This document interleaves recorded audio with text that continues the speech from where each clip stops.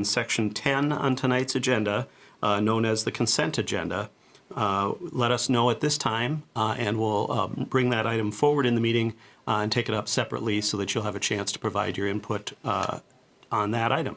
Is there anyone here this evening for an item in Section 10 of tonight's agenda? All right, does not appear to be the case then. So it looks like we have an intact agenda for our consideration this evening. Is there a motion from the council? So moved. Second. It's been moved by Councilmember Strawn, seconded by Councilmember Bauer to approve tonight's agenda. Any discussion on that motion? Hearing none, all those in favor signify by saying aye. Aye. Aye opposed. That passes unanimously. We have our agenda for this evening. That brings us to then our first opportunity for public comment during the meeting this evening. And this is what we do at the beginning of each meeting, is to provide an opportunity for comment on items that are not on this evening's agenda, but may be of interest to people in the community or related to other city business. Once again, we will provide an opportunity for public comment on agenda items as they come up, and those would be especially in Section 7 of tonight's agenda, A through E. But we also, at the start of each meeting, as I said, do provide that opportunity for general public comment on items that are not on tonight's agenda. So I'll check with members of the public once again and see if anybody is here to speak under our general public comment at the beginning of the meeting here. All right, does not appear to be the case. And in that case, then we will proceed with the meeting.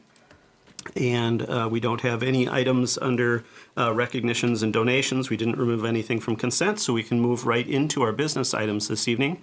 And out of interest to the public, our first business item this evening is our budget and tax levy hearing. We want to do that early in the meeting once again, so that if we've got members of the public who want to participate, we're respectful of your time and take this up early. Before I recognize our finance director for a short presentation, I do want to note that in the city's publication of how to interact with the city in terms of the budget, we did communicate tonight, as well as our meeting on next Monday, August, if only, December 8th, to talk about the budget. And so both of those opportunities will be available to members of the public to speak to the budget and tax levy. What we'll do is we'll open the hearing this evening, and then we'll continue the hearing to that meeting to finish and hear from people at that time. And also, I should note, no action is being taken tonight by the council on the budget. That is scheduled for next Monday. With that premise or preface, I will turn it over to our finance director, Michelle Petrick, for what could be her valedictory budget presentation to the city of Roseville. Ms. Petrick, welcome. Good evening. I have a short presentation on the budget. Tonight, we're holding a budget hearing on the 26 budget and tax levy. And technology still. I did It that. looks like it's up on the... Okay, thank you. It's an opportunity for residents to express their views on the budget and to provide the council with feedback. The core budget process is we've been working on the budget since March, when the annual cash reserve levels were examined to finalize our audit. We established a 26 budget process calendar in March. We discussed legislative impacts and tax-based changes in July. Overview of the capital improvement plan was presented in July. The city manager recommended a budget and 4 different scenarios in August. You received the Finance Commission recommendation in September, and a preliminary budget and tax levy was adopted September 21st. And then utility rates and fee schedules were reviewed in November. You have also had a couple meetings to discuss franchise fees, which is still one of the options under consideration. So the preliminary 26 city and EDA budget is $81.2 million, which includes all the capital funds, all the planned projects for 2026 for capital. This is an increase of $7.1 million. It includes inflationary cost increases. There were decreases made by departments where possible. It includes the capital projects, personnel cost increases, and it should say including new positions. Now, so we started with a base budget in September.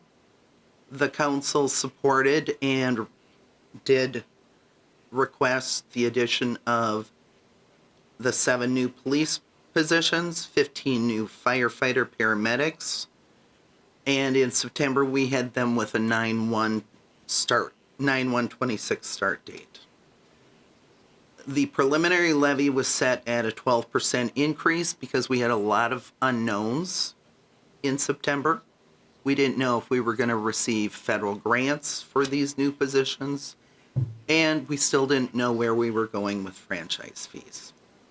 In October, we were awarded a COPS grant, which covers 4 patrol positions in the police department, and we were awarded a federal SAFER grant for the firefighter positions. Both of these grants are 3 years in duration and will impact the budgets going forward. Firefighter paramedics were also moved from a 9/1 start to a 4/15 start, which increased expenses by $850,000, but added grant revenues of $638,000. Non-property tax revenues pay for 59% of the city's budget. The levy proposed in September was $33,994,000, a 12% increase. And the EDA levy was set at $264,826, which was a decrease. The combined tax increase is 11.53%. So how does this impact the median value home? We use the median value home, as most cities do, as a barometer for the impact of the levy. So in 2025, the combined monthly cost was $187.74. Scenario 1, which just includes the fire and police positions and no franchise fees, increases would result in a monthly tax levy of $205.84, which is an increase of $18.10 per month. This also does include the utility rates. Forgot to mention that. Scenario 2 and Scenario 3 do include franchise fees. Scenario 2 provides additional funding to capital project funds. Scenario 3 doesn't fully provide additional funding for those 4 equipment funds. Scenario 2 would be a monthly increase of $19.01 over 2025. Scenario 3 would be $17.24 increase per month over the 2025. So what services do your property taxes cover?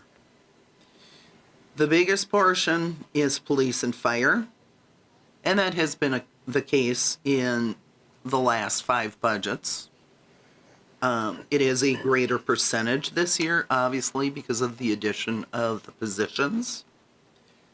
And so 56% of our expenditure budget is for public safety.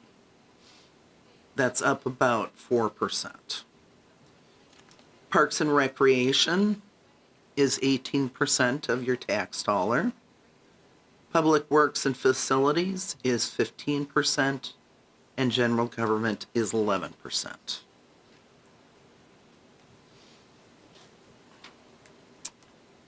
So what impacts your individual tax statement? Well, property value of your individual property. Ramsey County assesses all property within the county. Valuation notices are sent in mid-March, which showed the values that were used for the 2026 tax levy allocation. And a lot of people do miss this because it actually comes with the tax bill for the current year. In November, proposed property tax statements were mailed out. Using this valuation from March and using preliminary levies that were set in September for the county, city, and school districts and other special taxing districts.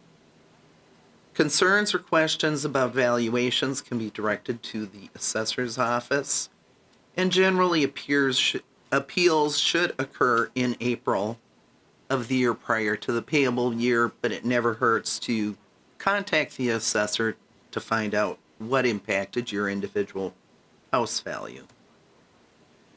Some other factors that affect taxes on a property.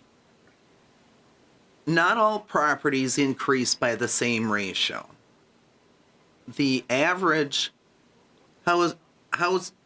residential housing property increased 3.03%. We do have several properties that increase by more than that percentage, and that is factoring in that individual homeowner is seeing a greater than 12% increase on the city tax. And once you work through the property value changes, that is affecting if your property increased by greater than the 3%. That is kind of skewing the percentages. As the property increases in value, the market value exclusion decreases and is phased out when a property reaches $525,000. And the market value exclusion was actually increased last year for 2025 taxes from 72,000 to 96,000. But as the property value increases, this reduces the amount of value that the tax actually goes on. Other market value changes to properties within the tax base can impact how taxes are allocated. So we submit a tax levy to the county, they apportion it across all properties within the city. And in the case of school districts, they apportion it on the school district boundaries. So for those folks from Shoreview, yes, you are in Roseville School District, which for some people, that was new information. And then the county apportions across the whole county. And so those are some of the other factors that impact your individual tax results. So, state of Minnesota has a property tax rebate program, typically based on household income, but there are some exceptions.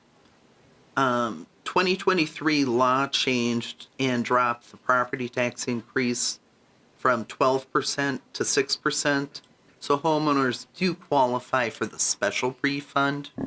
So if your taxes increased greater than total taxes, not just the city taxes, you would qualify for a refund.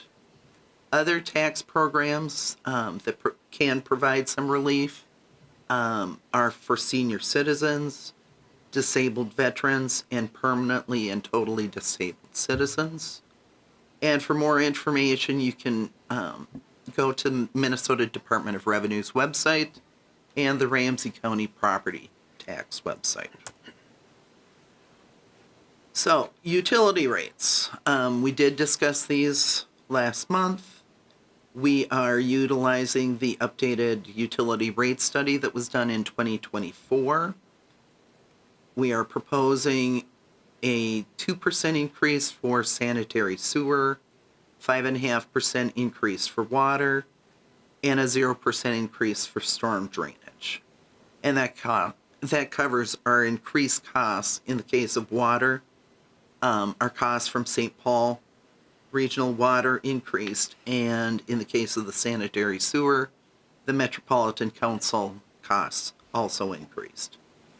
Recycling reflects a full year under the new contract rate, and we are proposing a 3% increase to cover the increased costs. So, a brief examination of how the utility rates impact a single-family home across water, sewer, storm, and recycling. Per quarter, we are proposing a $7.21 increase, which is a 3.44% increase overall. And that translates into $2.40 per month, or annualized $28.83 for utility increases. And that's assuming a residential home utilizes 12,000 gallons and sewer consumption of 11,000 gallons. So again, here are the various scenarios that we still have. Scenario 1, no franchise fees, but it includes police and fire position requests and offsetting grants. Scenario 2 includes franchise fees and provides additional funding for some capital improvement funds, specifically vehicle and equipment funds. Scenario 3 includes franchise fees but does not provide additional funding for those capital project funds. With that, are there any questions? All right, thank you, Ms. Petrick. Are there questions from the council for staff on the budget and tax levy information presented this evening? And we may not have questions because we've seen it before a few times over the course of this process, as Ms. Petrick outlined as we got to this point this evening. If there aren't any questions from the council, we'll go ahead and provide an opportunity for members of the public to speak as to the proposed 2026 city budget, property tax, and fees, all of which, and for that matter, whether we should impose the franchise fees as part of our scenarios that were outlined.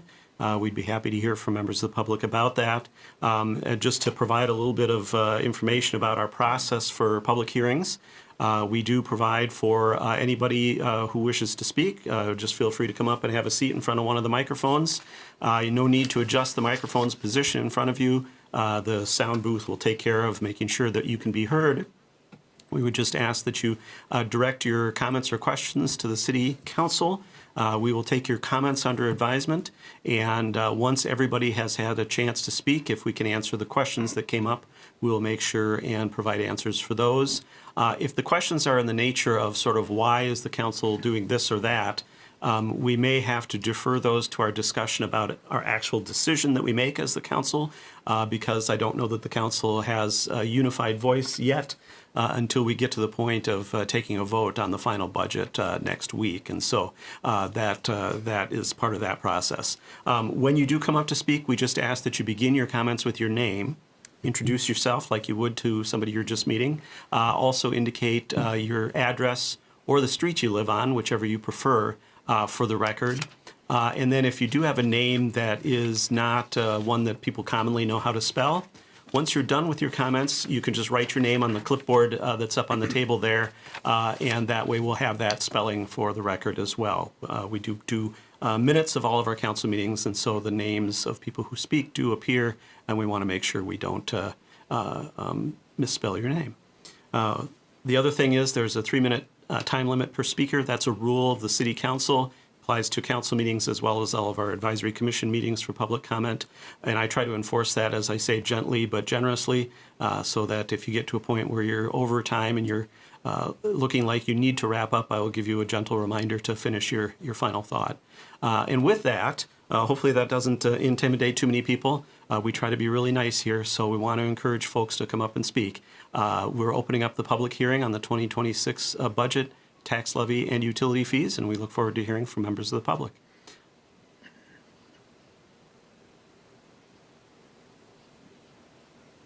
Is there anyone from the public who wishes to speak as to the 2026 budget, tax levy, or utility fees? All right. Feel free to come on up. Have a seat. I forgot to say have a seat and be comfortable. Make yourself comfortable in front of the microphone before you begin your remarks. Hello and welcome. Hello, I'm Dwenda Jernigan, and my address is 2553 Fisk Street, Roseville. And I don't want to speak to the detail here because I haven't been part of the whole process, but I do know that when we received our tax statement, we were really surprised. We had an estimated predicted $962 increase. We have a nice home, but it's not a palace, you know. So we were really surprised, and that represents a 16.02% increase. So that seemed like a lot to us, and I just wanted to share that. Well, we thank you for providing that feedback. I should write my name. All right. Is there anyone else from the public who wishes to speak? And I'll just note that since we do have the two microphones, feel free to come on up and have a seat at the second microphone if you want to speak, and that will help keep the process moving. All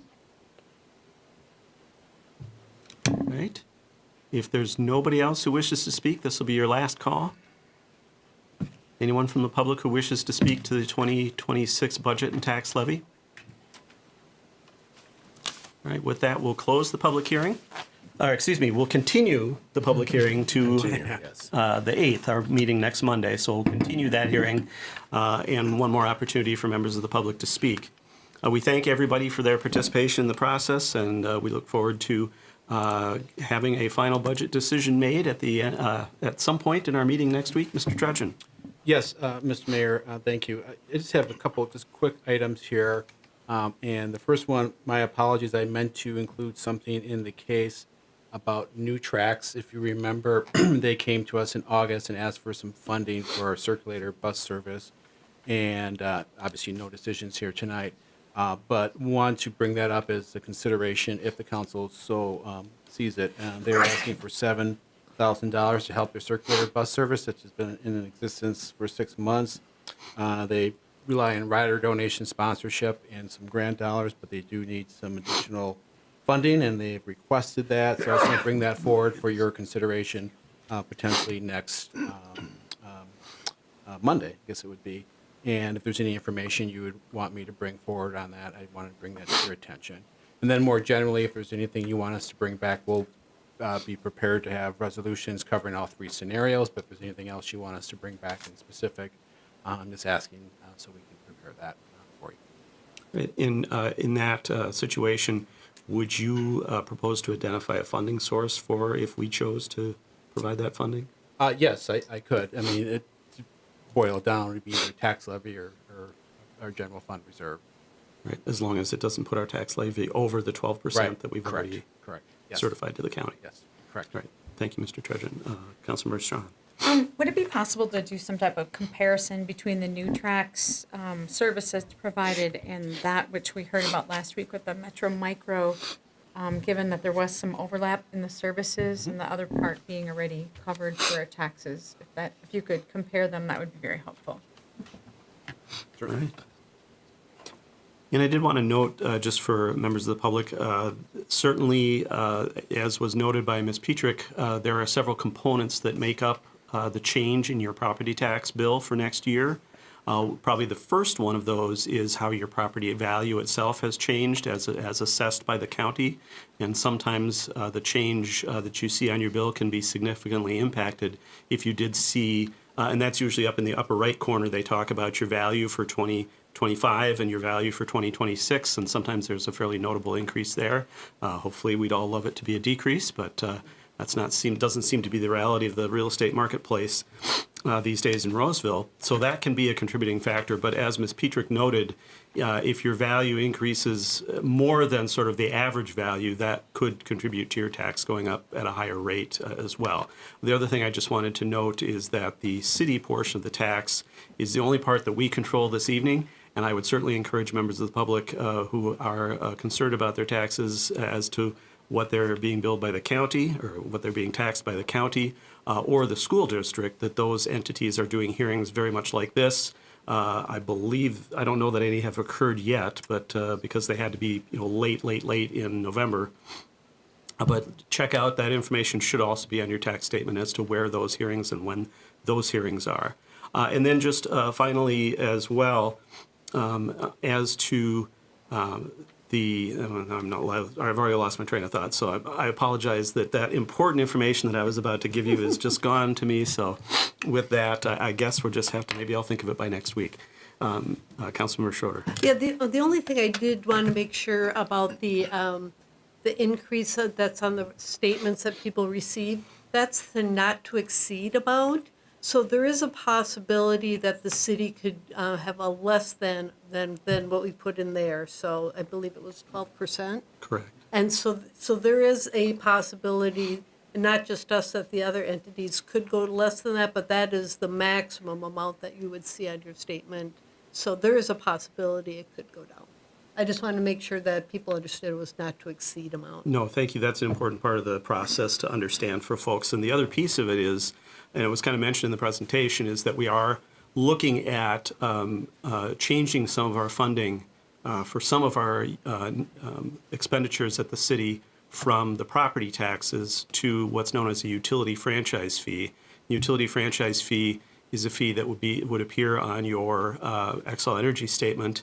And what's being proposed for residential properties, single-family residential properties, is $3 a month for gas and $3 a month for electric.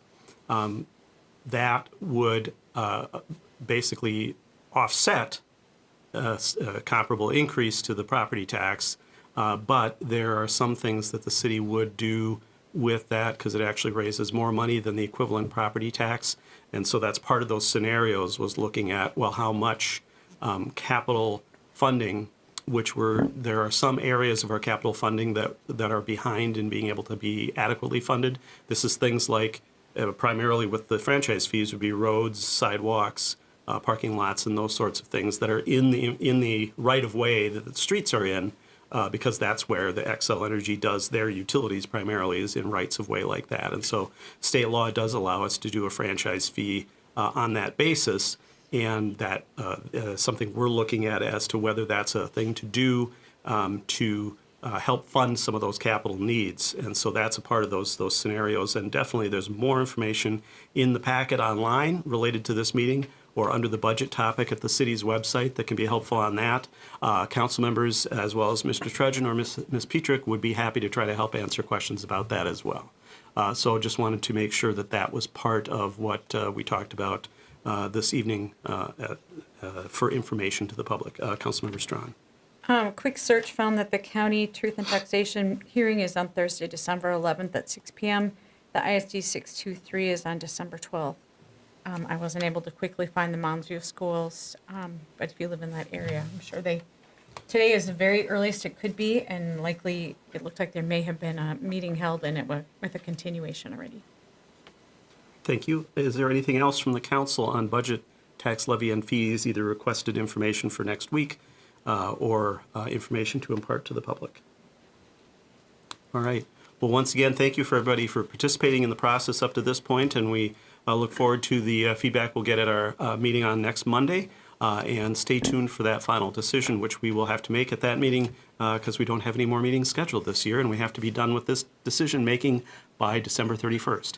So once again, thank you, everyone. We'll go ahead and move on then to our next item on the agenda, which is to take an opportunity to hold a public hearing to certify certain delinquent miscellaneous charges that properties in the city have incurred over the course of primarily the last quarter, I would guess, to their property taxes for collection. These are unpaid amounts, and we've got our finance director, Michelle Petrick, back with us for what could be her valedictory certification hearing for miscellaneous charges going to the tax Wow. bills. Well, Ms. Petrick. I might have to come up with something for the January meeting. So this is actually for the whole year. Okay. And when in discussion with the city attorney,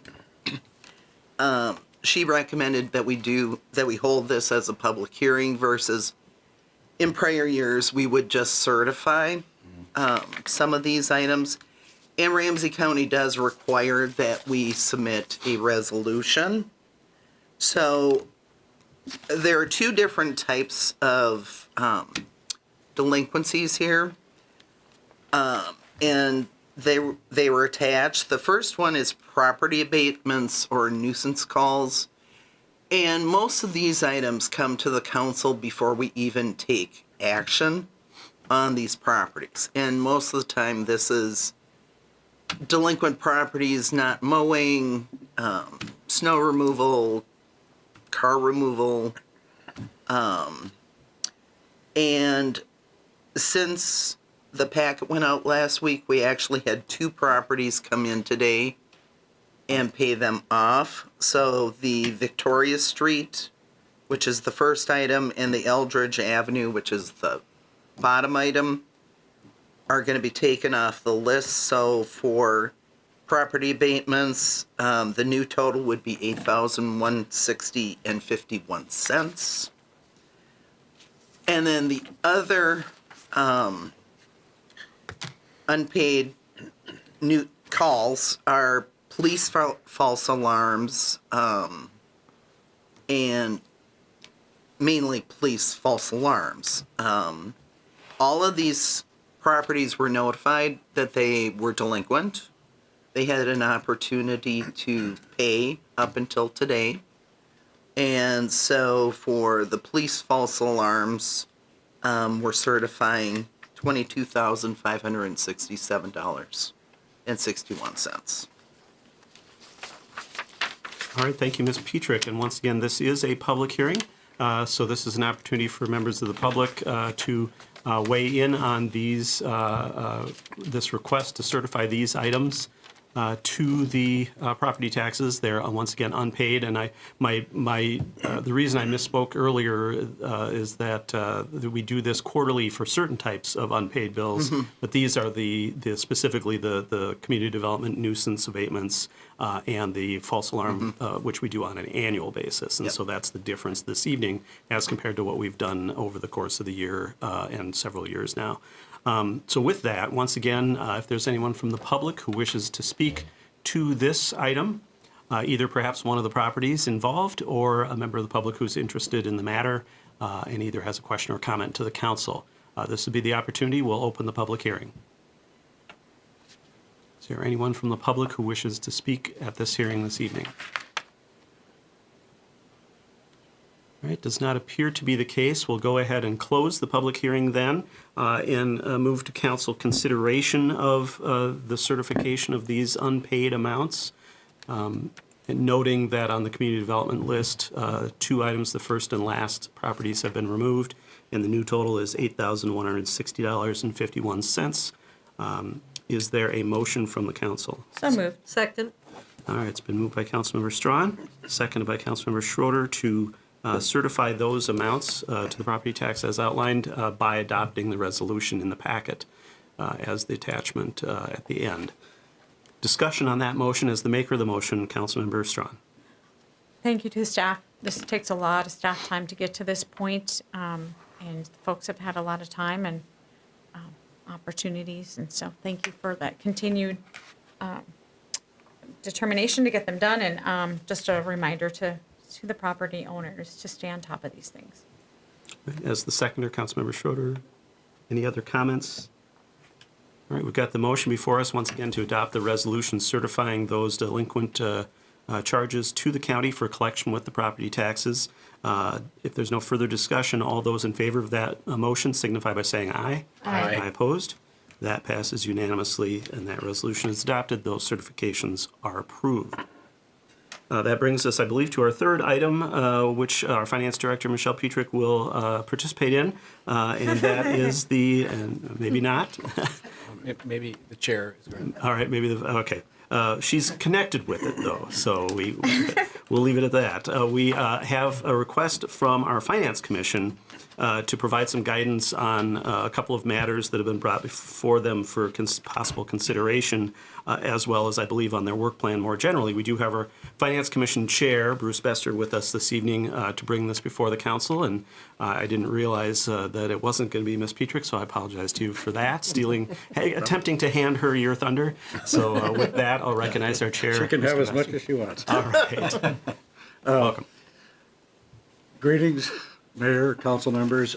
We are here to continue the discussion that happened at the Finance Commission meeting on November 14th, based on a letter email that was received by us and presented to us at our meeting.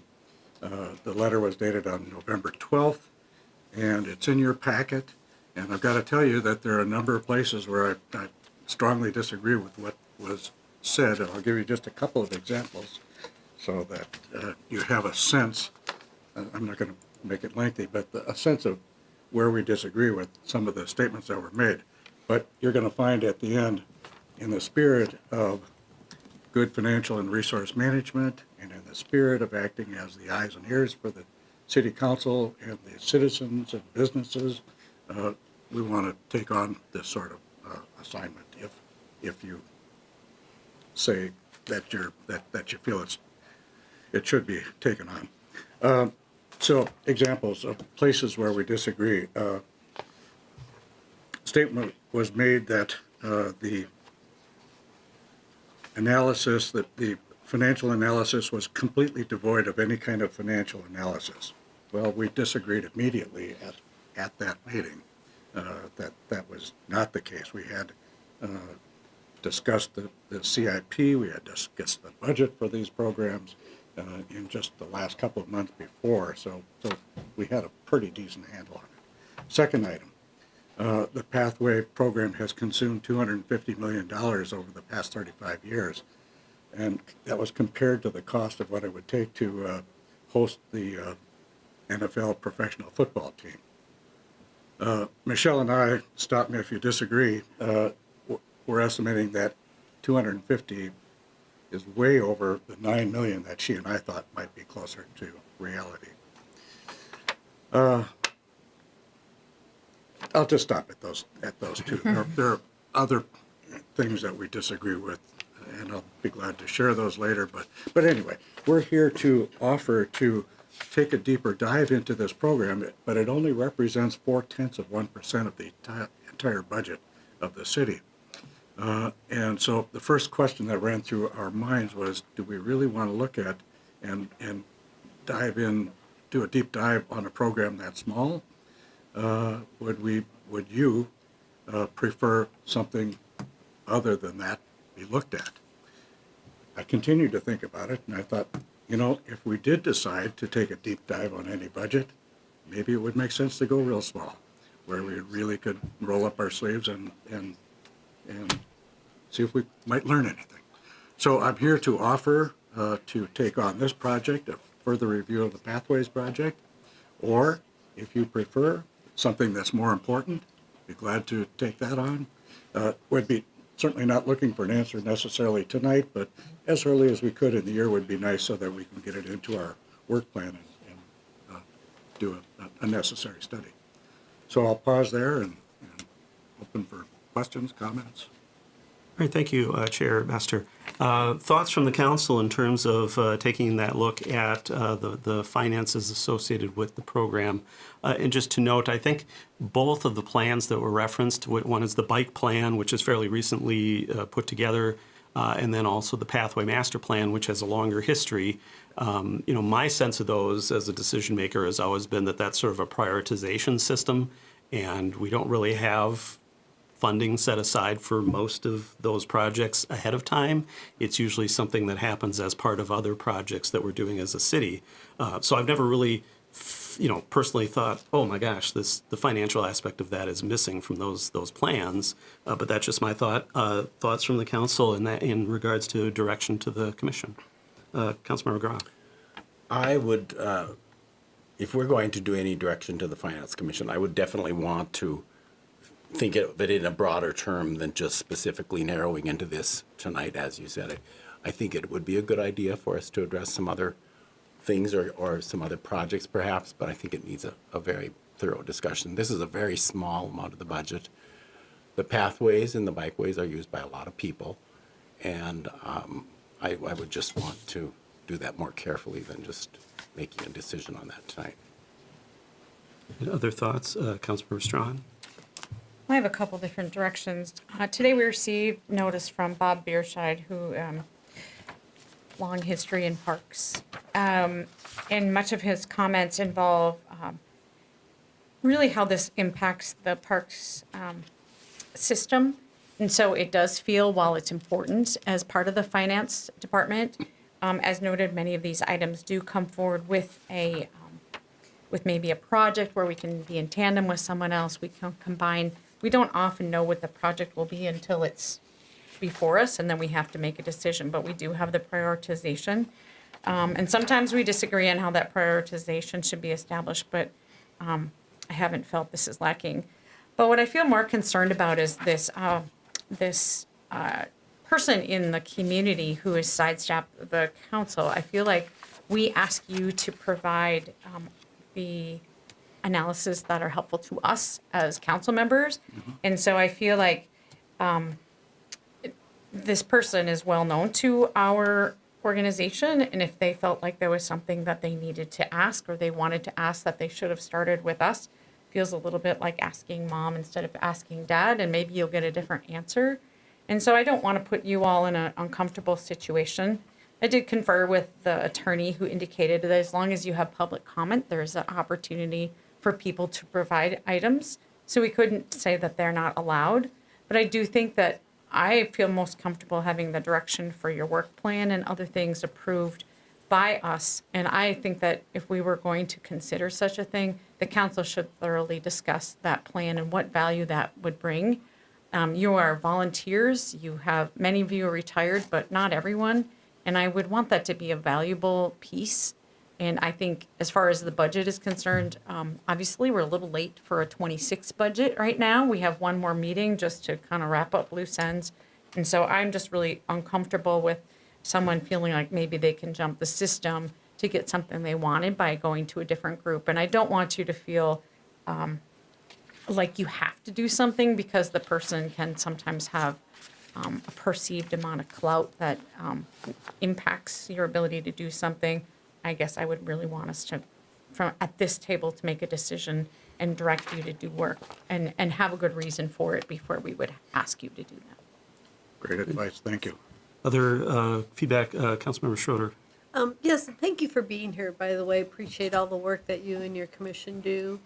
The first question I always like to ask is, what value do we get out of doing something? So if you're going to be looking at this, what is it that we would end up getting that would, is there a decision to be made? Would we change something? So it comes down to the bang for the buck. So if you're going to spend the time on something, I guess I'd want to know, what's the value? And Commission or Councilmember Strawn's right that obviously we want to help direct your work plan and that and in this one I think it's a valid to bring it forward and ask us if this is something interesting to look at. And I would say, at least at this point, I'm not sure what question we're trying to answer by taking a look at it. So that's where I came back on that one. Now for me, obviously, the work you do, I would think spending as much time as possible on the CIP, for me, I think would be really important, making sure I know that's a long-term piece, but there's short-term, long-term, and there's funding, and that piece is something that we want to consider as we're moving forward, the different costs, the inflation, and some of these other pieces, is there a different or better way that we could be looking at that? So I would think that, for me, that would be a really valuable area to spend time looking at, because I think that would help us figure out where we need to go when it comes to budgets and capitals and things like that. So, I mean, in this case, when he mentioned things like the Leaf Center, I mean, obviously, we need to know, costs around some of that, but that kind of thing, I think staff has got that figured out. So I'm not sure the actual detail of that is something you would need to look at, but obviously, your input on the whole project when that comes forward next year too. But again, that's just my opinion on that the CIP, I think, is where we would like to see some of your effort. Excellent advice. Again, thank you so much. I don't, and to attempt to give a little bit of an answer to your question, I'm not aware of what the expected outcome was supposed to be. It was more a criticism of the fact that we didn't have enough financial information about the programs, which I disagree with. Other feedback, Councilmember Bauer? I would second the, investigation of the CIP, especially with our use now of, possible use of franchise fees, and what that plays into how we use our CIP. I brought up earlier, looking at 20 years may not be the best thing, especially if we don't take into account certain things. Also, applying certain things that will come onto the tax roll, such as when TIF districts come off. One of the questions that you had in the packet here also was about your work plan going forward for the year. And I just want to bring up someone that occupied the seat prior to me spent a lot of time trying to empower commissions to bring forward commissioner-initiated items.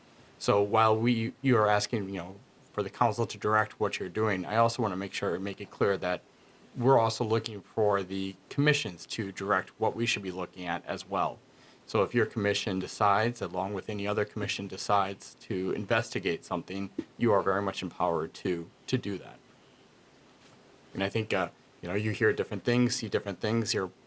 People we put on commissions are appointed for reasons, for their, either passion or expertise in those areas. And so it's always beneficial for us. So I do encourage you not just to look at, what we're tasking you with to look at, which are very important things, but also things that you feel that are important should be looked at.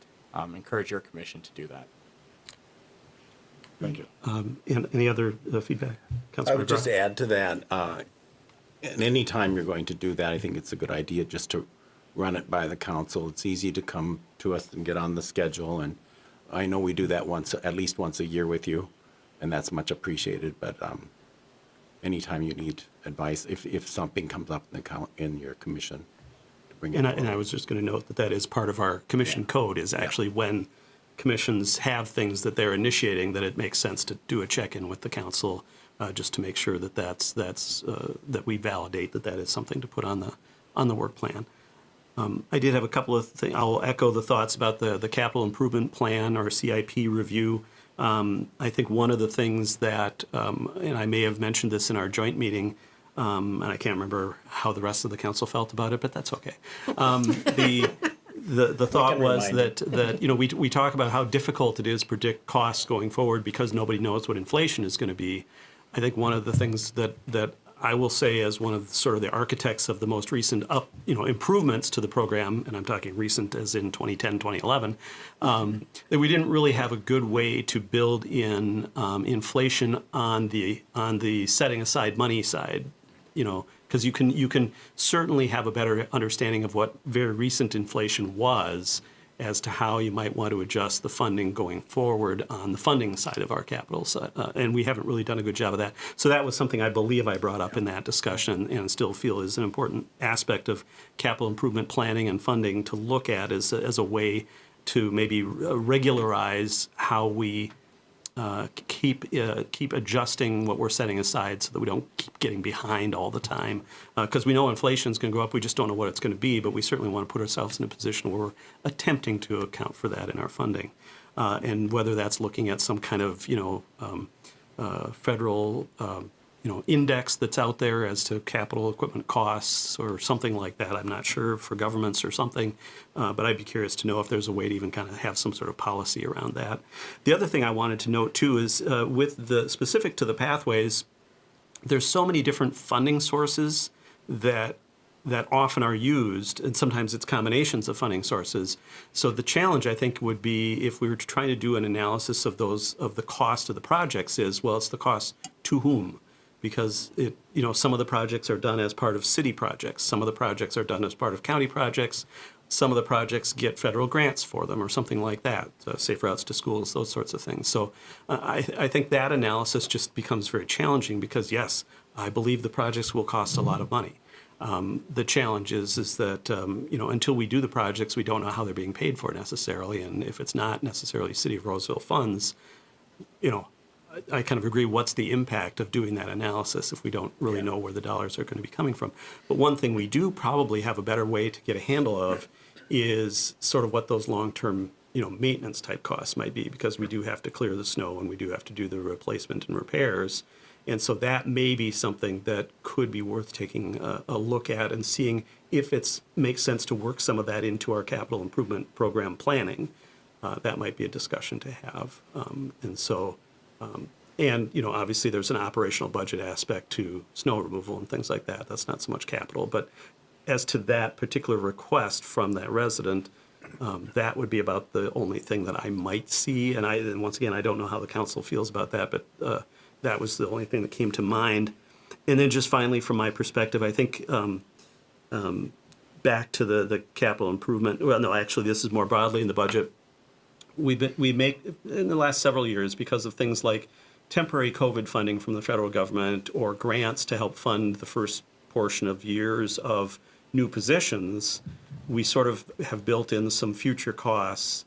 And I would be curious to hear from, and once again, this hasn't been vetted with the rest of the council, hear from the commission as to how in our process should we sort of account for those and document those and track those as we're going from year to year, so that when we start the next year's budget process, one of our benchmarks we get is, okay, we have these several things that we've planned for in prior years that are going to come online this year or this next budget year.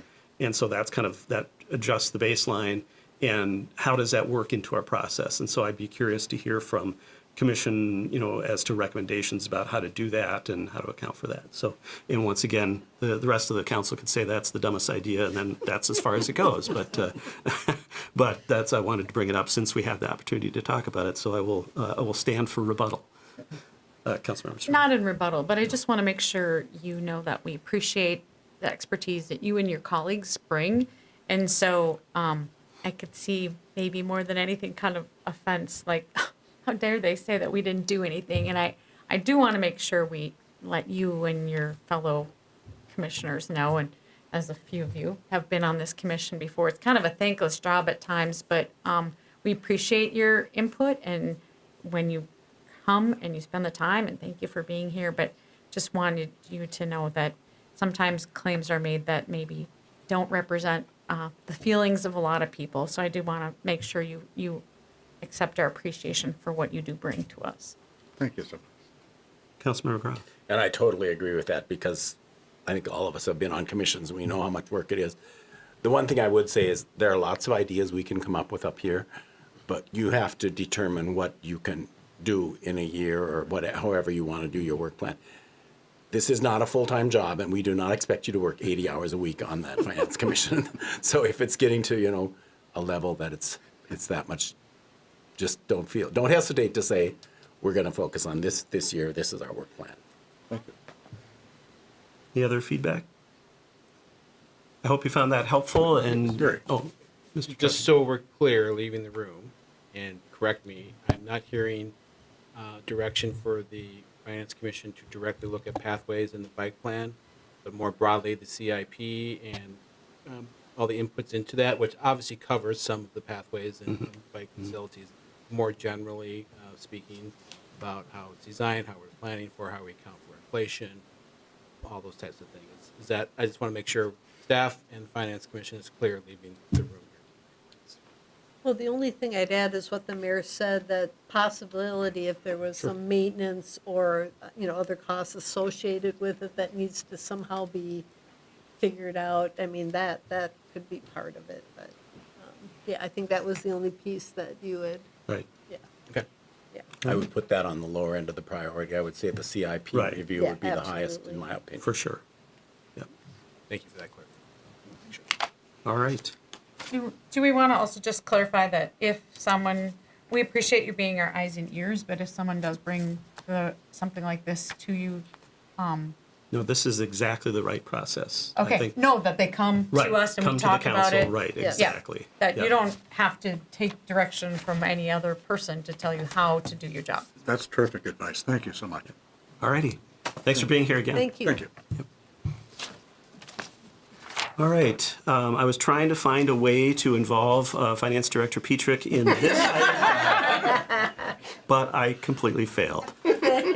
So apologize to her. The next item on our agenda is to take a look at adopting amendments to the ordinance as it relates to the dangerous animal ordinance we have, and specifically the hearing officer as it relates to that. And we have, and I don't want to get your rank wrong, is it Lieutenant Steinberg? Commander. Commander, now, all yes. right. See, I knew I would do that. No. I can't keep up with your success in the department, that's the problem. The title change, right? It was Officer Steinberg when we did our ride-along. That is right. About a century ago. That is right. I do remember that. So I couldn't make it through a night again. So So you decided to go for the higher position. yes, there we are. Well, good. Thank you for being here and for bringing this item before the council this evening. Yeah, thank you, Mayor and members of the council. I'm here tonight to request council action for consideration of adopting an ordinance amending section 501.15 of our city code to clarify dangerous animal hearing officer requirements.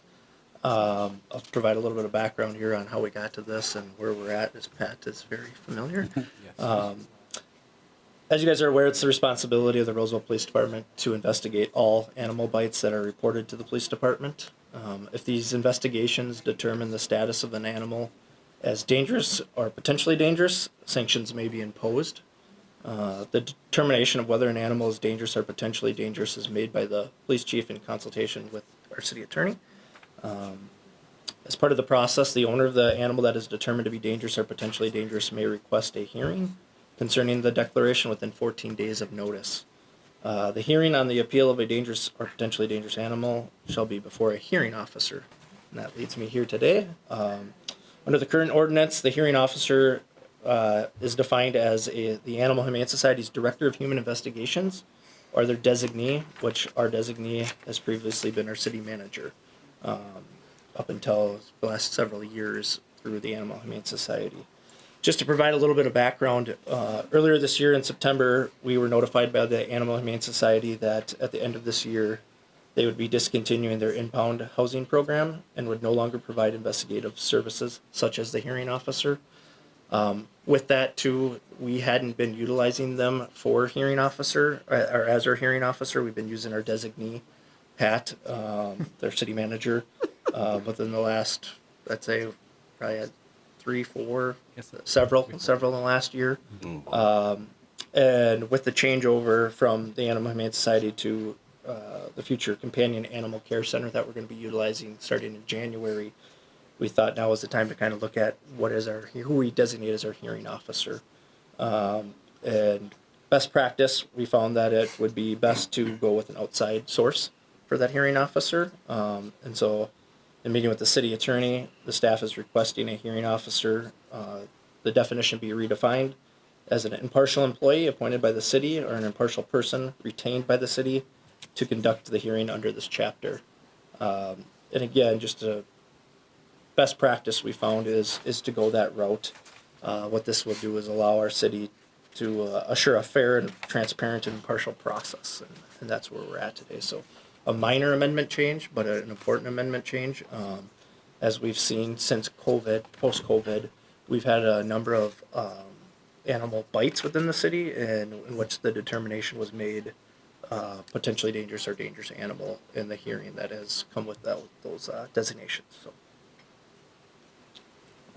that's about what I have here this evening. So nothing too crazy. All right. Yeah. As compared to the original adoption of the ordinance, this is fairly straightforward. Yes. I would think. Yes. So Questions from the council for staff or the attorney, I guess, on this particular proposed change? Is there some way it could be the mayor's job to do? I would suggest that you wouldn't want the mayor to be The attorney says. He could be the weed guy and dangerous dogs. dangerous. Yeah, okay. I see where you do know that I designate a lieutenant on the lead inspector. I did not know that part. I withdraw Yes. my. Okay. So basically, we're changing from designating a very specific entity to just a hearing officer in the Right. ordinance, and then we then contract with somebody to do that. That is correct. And like All right. this evening on the consent agenda is who we're looking to go with. Got it. All right. If there aren't any questions from the council, I would open it up for members of the public. If there's anyone from the public who wishes to speak to this proposed change this evening, this dramatic change to our program. Doesn't appear to be the case. We don't have a crowded room for this item. Councilmember Schroeder, Nope, I was waiting so I could move to adopt. I think we're there. All right, let's do it. I move to adopt. Second. All right, it's been moved by Councilmember Schroeder, second by Councilmember Groff to adopt the ordinance amending our hearing officer as it relates to the dangerous animal hearings as outlined and presented. Discussion on the motion as the maker of the motion, Councilmember Schroeder. It's very straightforward. It is. All right, seconder of the motion. Yeah, it's a really, really good idea. I did do a little research just because I was curious about it, and I thought this is the way to go. It makes total sense. All right, any other discussion? And I would concur that with the comments that have been made, and I was surprised that we were so specific in our designation in our Yeah. ordinance, because usually we try not to be so specific, but this was years ago, so who knows what was going on then. With that, we've got the motion before us to adopt that ordinance amendment. All those in favor signify by saying aye. Aye. Aye opposed. That passes unanimously. I believe we have an ordinance summary resolution as well. Motion to approve the summary? Do we Second. need that? All right, yep. It's Second. moved by Councilmember Strawn. I believe it was seconded by Councilmember Groff to approve the resolution authorizing the publication of a summary. This, once again, by state law, does require a supermajority vote, which in the case of a five-member council is a 4/5 vote. All those in favor of the resolution approving the publication of a summary signify by saying aye. Aye. Aye opposed. That passes unanimously, meeting the supermajority requirement. Thank you, Commander Steinberg. Thank you for making my first RCA so easy. Well, it's all about the choosing. Yeah, that's right. All right, with that, then, we come to our last business item this evening, item 7E, which is to consider appointing a council member to the Civic Campus Final Design Stakeholder Group, which I was trying to come up with what the acronym for that is. But I'm just going to set it aside. Mr. Trudgeon, City Manager Trudgeon, this is your item to bring forward before the council. Yes, thank you, Mr. Mayor. And members of the council, as noted, we are looking to have the city council appoint a member to serve on the Civic Campus Final Design Stakeholder Group. This group will be meeting to discuss the final design of our overall city campus project, which includes the Maintenance Operations Center and the License and Passport Center and Dance Studio. As I mentioned in January in a presentation, this group would be comprised of several different aspects of representation. We'd have 3 members of the public and from the surrounding neighborhood, representative of the VFW, and representatives of, I believe it's 5 city commissions: Finance, Parks and Recreation, Public Works, Environment, Transportation, and Equity and Inclusion. That's 4. It's 5. And so in the report, I do note that those commissions have already appointed members on there, and we are looking to have the city council appoint a member. We are in the process of reaching out to the neighborhood to get applications and or interest from those folks out there. We have met a couple times with our consultants and started framing up how this would look like. Right now, we're thinking there'd be a total of 3 meetings between January and April. We expect, hopefully by April, we'll be pretty far along the design path on those projects. And we have tentatively scheduled the first meeting held at on Thursday, January 15th, 6 p.m. here at City Hall. The other dates are TBD. I think we want to get people in the room and see what works best for all of them, but most likely it will be an evening meeting in those subsequent months. So, quite simply, just asking for the City Council to appoint one of the members to serve on the Civic Campus Final Design Stakeholder Group, and we'll put them to work. All right, council member interest in serving on that group?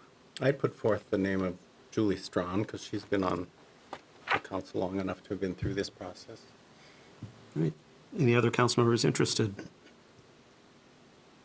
Is Would you like Julie to- interested? Well, yeah, confirm that? I Okay. confirm. Okay, all right. Would you say that that becomes a motion then, Mr.? I would move that, yes. Councilmember Graff, all right. Is there a second to that motion?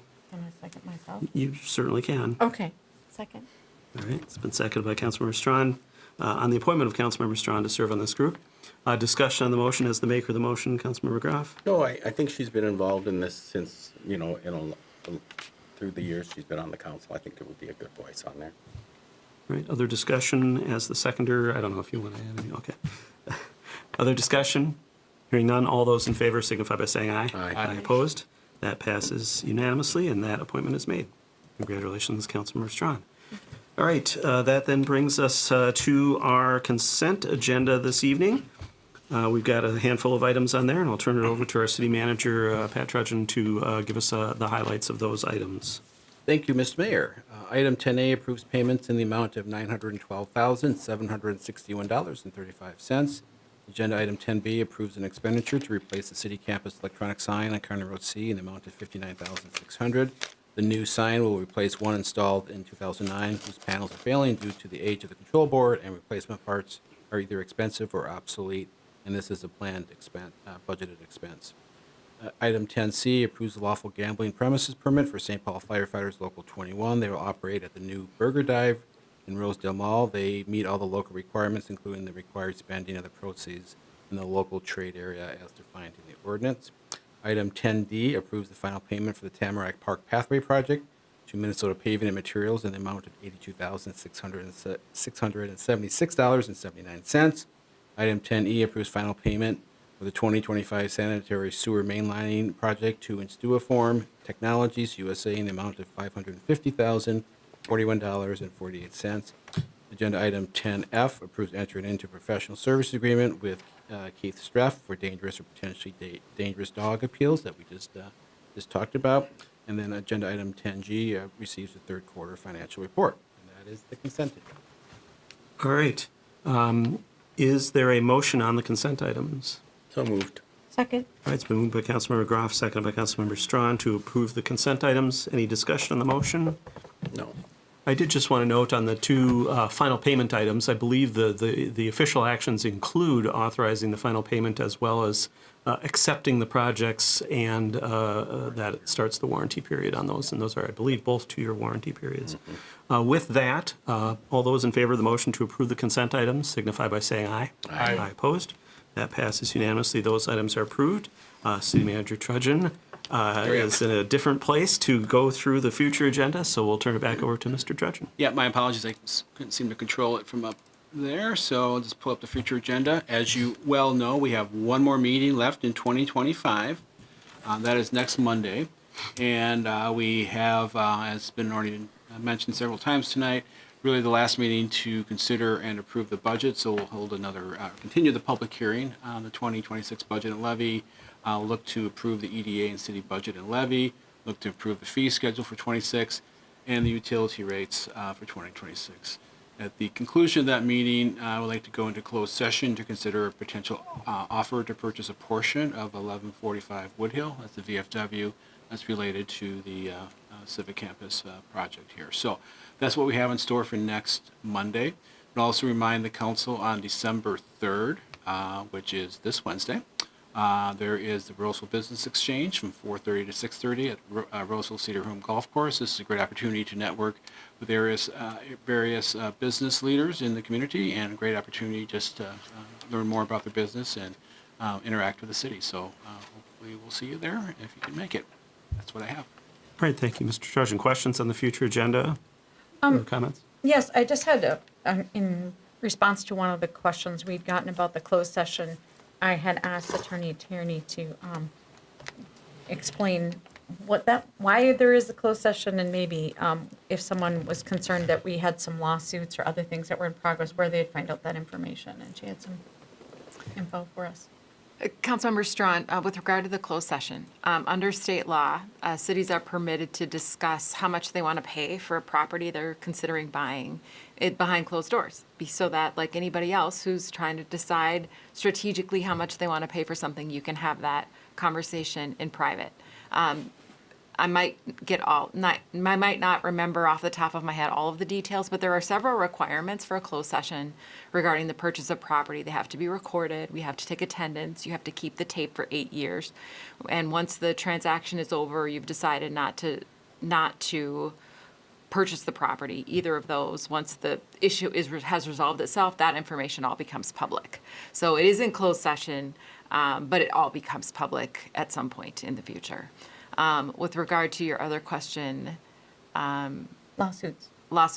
Well, if a lawsuit is in Ramsey County, you could look on the Ramsey County website. There you can look for any active case, any active civil or criminal, for that matter, case by party. So you could Google sort of in the Ramsey County judicial website, City of Roseville, and you would see any active litigation going on in Ramsey County. I'm not as well versed in the federal courts, but I think you can do the same thing with the federal court system within the 8th Judicial District, which is where you are. So that information is all public and all publicly available. And I think just to follow on to that is, like much information that is generated by or available to the city, it is available to be requested by members of the public, but not necessarily put out proactively by the city, because there are volumes and volumes and volumes of information that the city deals with all the time that would almost make it impossible to, in a cohesive way, make information available to the public. And different members of the public may have different opinions about what's the most important information for us to make most available. And so I think that's part of the challenge, is why, as always with these types of information requests, members of the public can always request public information from the city, but it becomes fairly unmanageable to try to proactively put every piece of information out proactively to people. It just becomes, almost impossible to manage. So that's a part of the process. But once again, it's probably easier to go to the court sites that were noted to look for litigation involving any entity. And once again, that is public information. So appreciate that clarification.